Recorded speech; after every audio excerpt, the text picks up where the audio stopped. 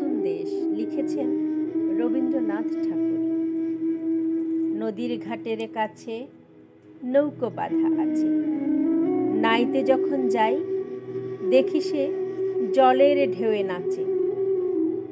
আজ গিয়ে সেইখানে দেখি দূরের পানে, মাঝ নদীতে নৌকো কোথায় চলে ভাটার টানে।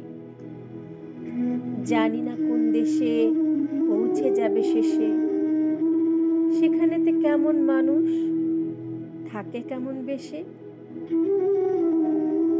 থাকি ঘরের কোণে, সাধ জাগে মোর মনে, অমনি করে যাই ভেসে ভাই নতুন নগর বনে। দূর সাগরের পাড়ে জলের ধারে ধারে নারিকেলের বনগুলি সব দাঁড়িয়ে সারে সারে।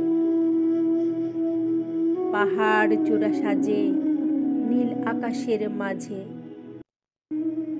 বরফ ভেঙে ডিঙিয়ে যাওয়া কেউ তা পারে না যে। কোন সে বনের তলে নতুন ফুলে ফলে, নতুন নতুন পশু কত বেড়ায় দলে দলে। কত রাতের শেষে নৌকো যে যায় ভেসে, বাবা কেন অফিসে যায়, যায় না নতুন দেশে।